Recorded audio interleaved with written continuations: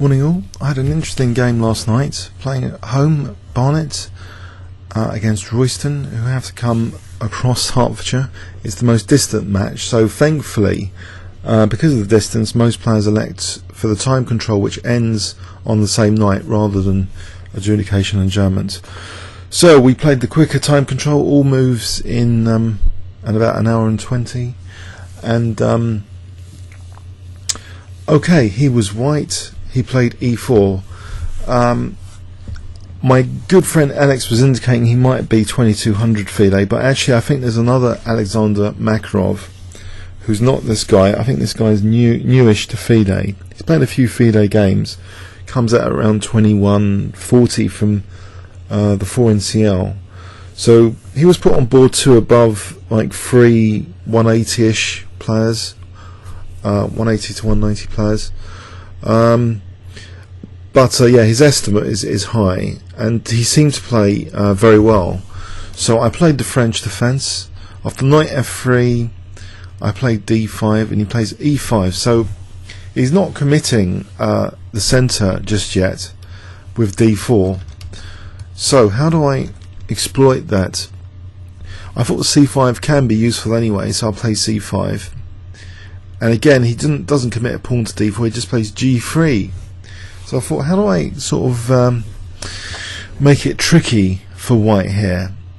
And I came up with, after knight c6, he plays bishop g2. I came up with an interesting move here. I wonder if you can spot it if I give you 10 seconds here. So I wasn't quite in autopilot mode. So 10 seconds starting from now. Okay, I'm not sure it's a great scientifically proven move, but g5, thought practically thinker to the bishop, put pressure on e5. I'll try and underbind the knight, force white to play h3. So he plays h3 because I think if he plays d4, play g4, and his centre collapses. I don't think that's that pleasant. I don't think he'd want to have so much pressure on e5. So I think, like for example, knight e5 and here bishop g7 would protect the knight, which protects f7, for example. With queen d4, knight f3 here, check. So anyway, so after g5 he plays h3, and I carry on putting pressure on e5 with bishop g7. He protects that, and I carry on attacking it now, offering my flank pawn for the e5 pawn. But here it gets a bit tricky. He just castles, and I thought I couldn't take on e5. I thought the check here could be quite annoying. Actually, for example, takes. Now let's assume not bishop e5, but queen e5. Then check seems to be annoying. At the very least, he can take on c5 here. So I wanted to just get castled really and put longer term pressure on this e5 pawn, subject of attack. So okay, I just play h6, and I've got this idea that maybe I just put the knight on g6, put more pressure on e5. So rook e1, he starts reinforcing, overprotecting e5, and now finally he constructs his centre with c3. So I play knight g6 and he plays d4. I don't mind him taking here because e5 will drop, I think, so I just castle. Now knight a3, as though this might be a threat, but I didn't really think it was. I thought it was a bit of a ghost actually threat. It wasn't a real threat. Now the reason I thought it wasn't a real threat is, well, if I did think it was a real threat, I'd play a6. But I played actually in the event bishop d7. It's like I thought knight b5. I can play queen b6, and this knight could be a liability to, for example, f6. Actually, d4 even is just simply dropping off here anyway. He doesn't want to lose that d pawn. So actually, after bishop d7, he just plays knight c2, and this is a good plan actually. Knight e3 to g4, where it eyes the sensitive f6. Great plan. So rook a c8, as though maybe cd and knight b4 is going to be useful later. if the opportunity arises. Knight e3, and I do take on d4, and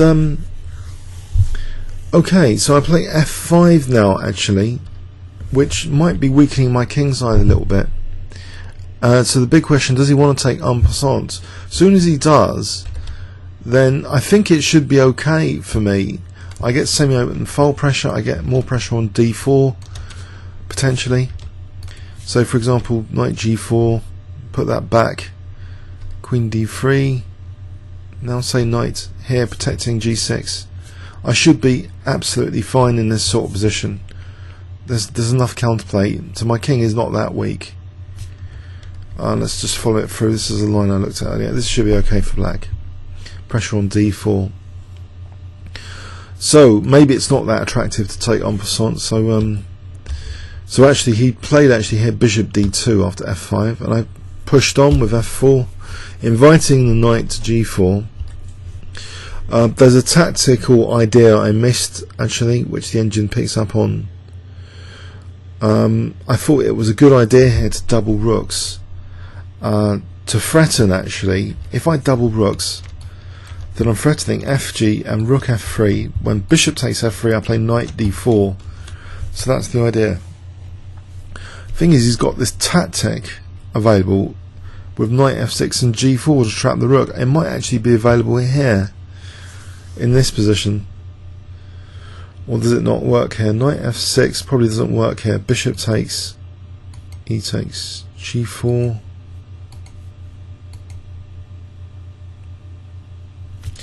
Sorry, the tactic here, g4 immediately. It doesn't work here apparently because knight takes d4, but it does work pretty soon actually, this tactical idea of trapping the rook. There is an opportunity for it to work, so it's good to be on the lookout for that, but I wasn't really on the lookout. I was a bit oblivious to that idea. So let's get back to the game. For the moment, after rook ac1, I thought if rook f8 he plays bishop b4 using that pin on c6. So I unpin and put more pressure on d4. Bishop c3. Now rook cf8, and here it might be possible now that what we previously saw doesn't actually work. So knight f6 and g4 is actually a useful tactic for white to win the exchange. Clear advantage to white apparently. Check. In this position, slightly different. There's nothing going on e5 or d4 here. Big difference. The knight's supporting d4. So I'll just be the exchange down. So this was a blunder then. Didn't really anticipate being an exchange down here. F-file's blocked. White seems to be fairly safe. It's about half a pawn advantage to white. So he missed that, and I missed that idea. Just knight f6 and g4. Instead he plays king h1, thankfully. I play knight b4 now, which not only hits a2, it also threatens bishop b5 for knight d3 to fork the rooks. And actually it prompts him to take. Queen takes. Now again, I'm not sure this knight f6, does it work here as well? It's a forcing move, maybe worth checking out. Knight f6 probably doesn't work as well here. Takes g4. Now there's rook e5 in this particular position. D takes. Bishop d8, and it's still a small advantage to white, not as big as before. So it's not as clear cut as before. Okay, but still that resource is there in this position as well. So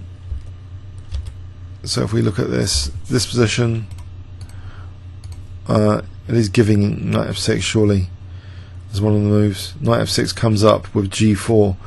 So yeah, it seems to be a common blunder in this game multiple times. Okay, he might be threatening g4 now, which is more sort of blatant as a threat, and I actually spotted that one, so I thought I'd better take on g3 here. I want to be able to use f4 if nothing else when he plays g4. Now bishop b5 and he plays queen c2, and I suddenly think, hang on, this is actually double attacking this diagonal, and also queen c7. This is not very pleasant again, and he's still very solid. And I thought if I play a move like King H7, I thought I'd get blasted with H4. Because he might be threatening now H5, and this queen's ideally placed. Not actually, I haven't checked this with an engine, but I didn't like this particularly. This position with King H7. Let's have a look at H4. Apparently I can just take that and then play Knight F4. Okay, that's not actually a big deal then, unless that stops Bishop H3 as well, so that pin can't be exploited on the rook. So I just thought there was a problem with King H7, but maybe it's one of the better moves. No, actually the move I played, Knight E7, is given favour here, so King H7 must have some other issue with it. Rook E3 for some reason. I don't know what's going on here. If we follow this, is there something mysterious about this position? So I played this. Bishop here to play Bishop D3. So Rook E3 just gets this battery going. I see. So that's the kind of computer move to exploit the diagonal. But in general, I didn't want the king on that diagonal. It just looked a little bit risky in the glare of the queen, just intuitively. So Knight E7. Intuition, not creating tactical vulnerabilities. So even if H4 doesn't work, obviously it's a tactical vulnerability if the king's there. So he kicks my queen. I don't mind offering the exchange of queens with Queen C4. If he does this Queen F5 for Rook C4, I've got knight takes here, so I can play an intermediary check and then take on C4. So he plays actually B3, and I get a critical position now after Queen takes, Rook takes, that if I don't take my chance now to play Bishop D3, I'll never get into E4, which would be a lovely place for the bishop, eyeing F3, putting pressure on F3. The downside, it does seem as though I'm inviting, with Bishop D3, this Rook C7. So I had to work out, actually, after Rook C7, I did have a resource available before playing this Bishop D3. Now if I don't play Bishop D3, okay, let's have a look. So say I just play this, he would just protect his D3, say, and I don't see how I would break through here. I think he's got a very solid position here.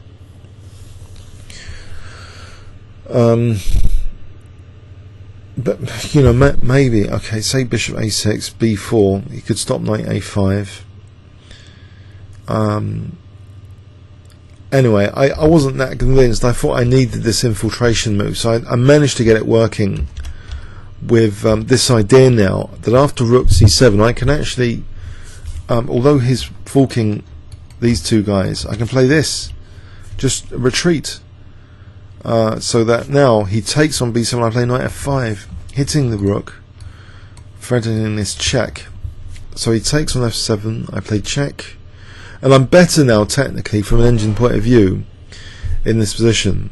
He actually brings his king out rather riskily, it seemed. I just go to F5 to threaten Knight takes D4. He ignores that, he goes for Rook activity. I take the chance to take on D4 because I thought it might liberate my bishop and put more pressure on E5 anyway. Plays King E3. Okay, I think I've got an advantage here technically. From an engine point of view, I think it's an advantage now for black. It is an advantage for black. So somehow I've outplayed him. So knight takes. So that infiltration was good. I'm getting my nice pin now that I wanted. This bishop not stuck in my own pawn chain, but rather on E4. Bit juicy. He plays Rook C6. There's a little trap actually. But if I play D4 check, actually the problem is with D4 check, he just takes the bishop. Whoops. So thankfully I don't play D4. I thought, well, maybe I can prepare it with Rook F4, but it's no big deal. I think I'm just going to drop E6, and that's a problem. So in this position, I sort of play a counter-attacking move, Bishop F8, which may be already an inaccuracy because white's resource here for the queen side to be protected against these kind of threats is actually, the box ticks for both of these threats, bishop f8 and rook b7, to defend the queen side. It's for white to play b4. So actually an engine move from brute force, the research for brute force is often to play a5 actually in this position, or actually just rook b7 immediately, maybe for an a5 later, but a5 now comes up at depth 17, so it sort of makes sure that b4 is going to be punished. So say I play a5 here, that's technically precise move. Say he takes, now I play rook b7, how does he defend if he hasn't got b4? So his queen side is under attack, he's still got that pin, say he relieves the pin, I should end up with a passed a pawn if nothing else. I can take either pawn, apparently taking here is even stronger. That leaves that bishop anyway that can target later. So what's going on here? This should be okay, but it looks a bit tricky actually. Okay, bishop e5. I should be better. Okay, but let's go back. No, I didn't play a5, which would have been a great move. So another little tactical blunder. Don't have the precision of an engine, of course. I just play what I thought was good here, just bishop f8.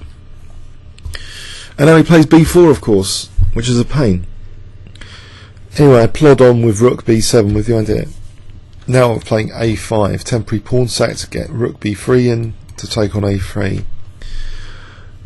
And maybe, you know, he should have just taken on e6 here. He plays actually rook a6. Let's see, if he just takes on e6 here, is a5 so bad? Maybe it is. a5 is okay here, the idea works a little bit. So I take on g2, I take on b4, I take on b4 again. Should be better for black. So okay, maybe I had some pressure anyway. So after rook a6, I protect the e6 pawn, and he plays h4. I completely missed the threat now that he's got. I mean, okay, he's clearly putting pressure on g5. I thought it would be enough just to play bishop e7 and then look forward to g4 or hg.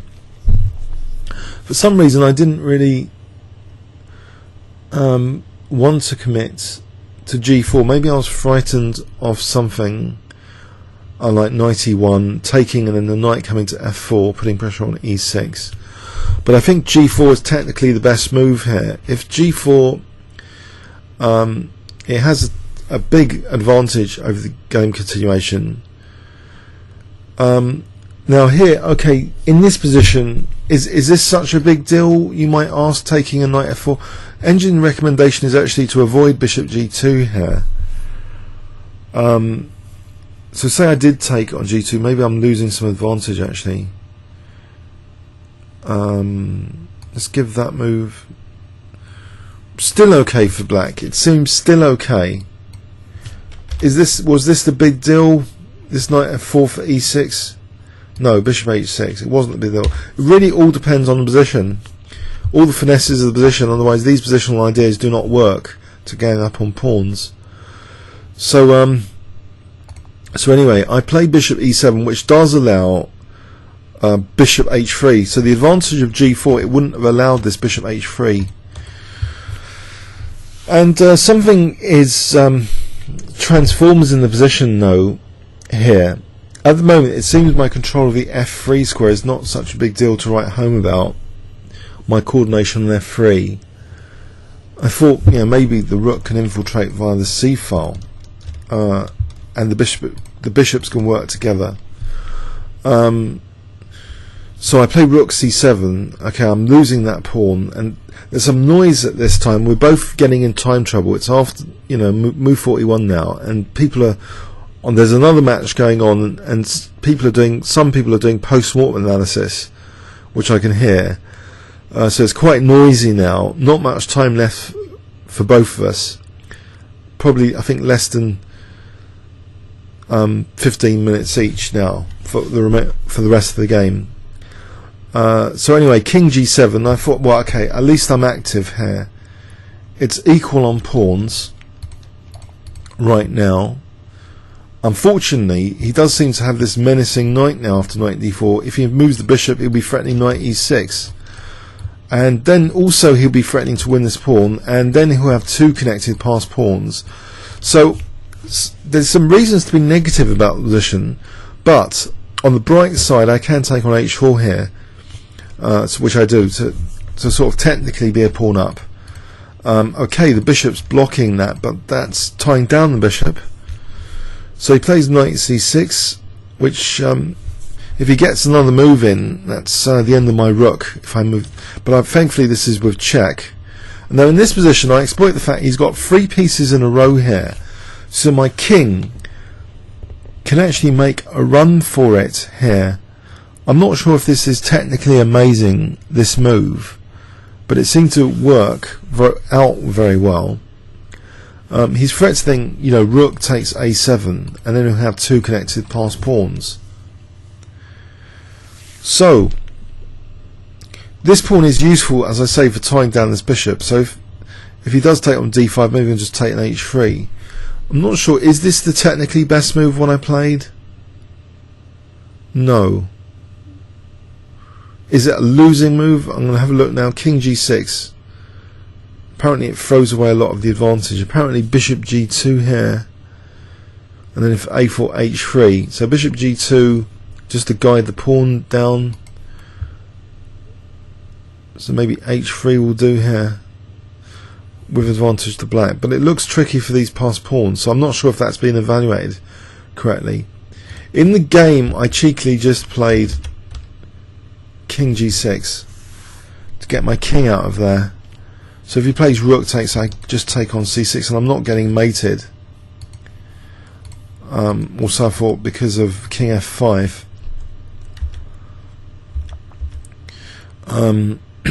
Or anything, so nothing bad seems to be happening there.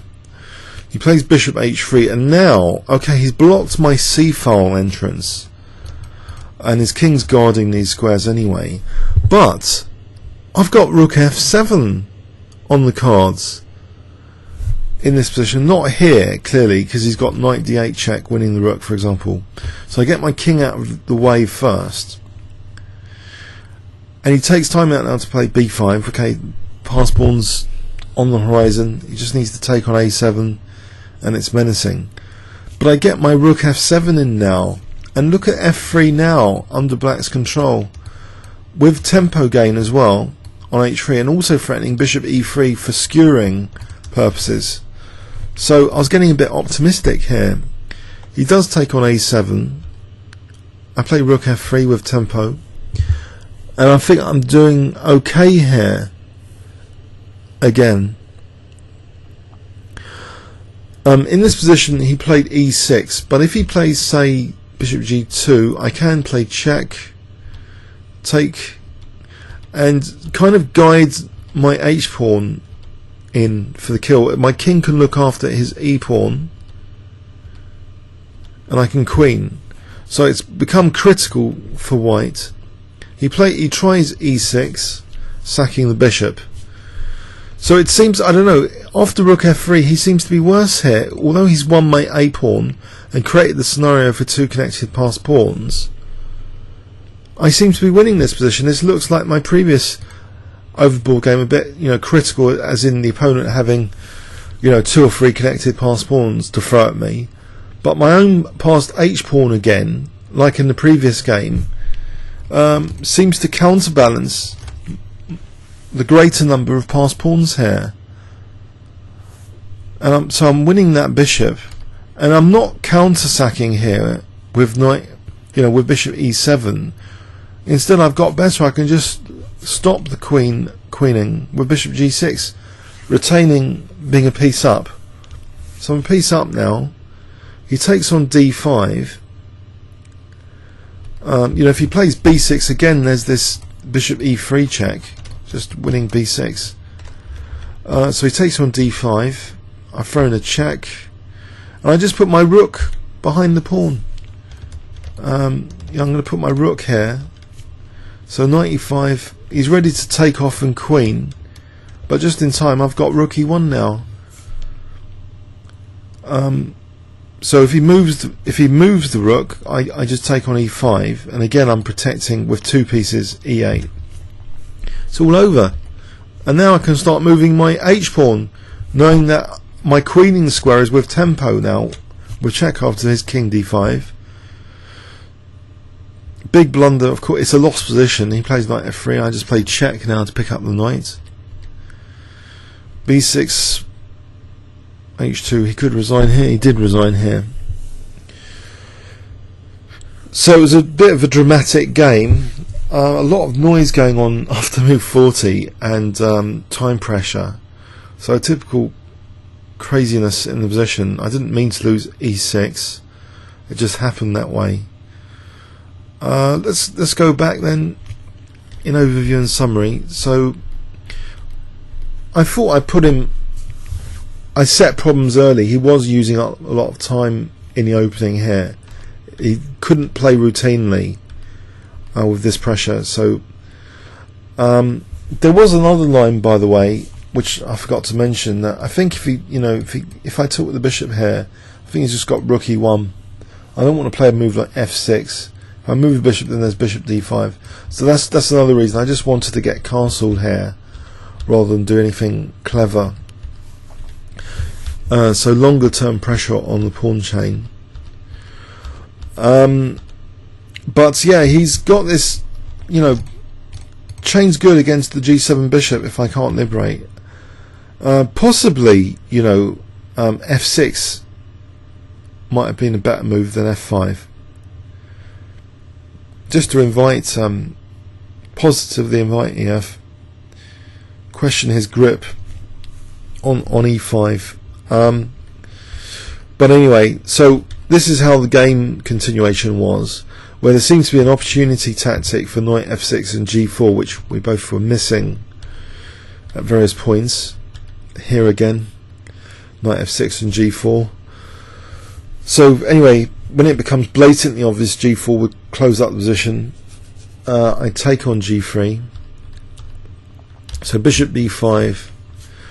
Now there's this opportunity I have for getting my bishop in soon, which I take now, but I need to be able to know that I can sack b7.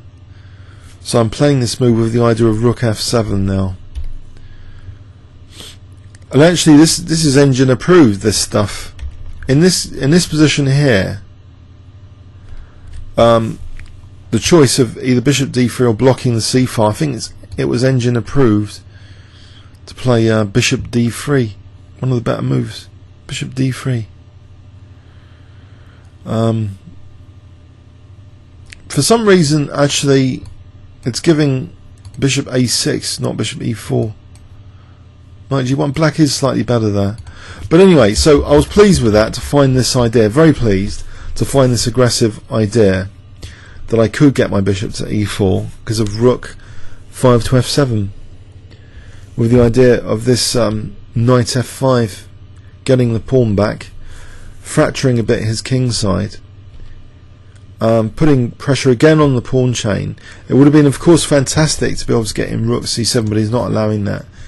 He's doing a pawn sack, that d4 pawn, to keep himself in the game. If he didn't sack the d pawn, if he plays passively here and allows rook c7, he's going to be in really big trouble. Can you imagine rook c7 and bishop f8? Loads of pressure with my pieces. So he keeps active, which is the scariest thing from my point of view. He's got an active rook. He's targeting e6. So I should have played a5 at some point here, but I didn't.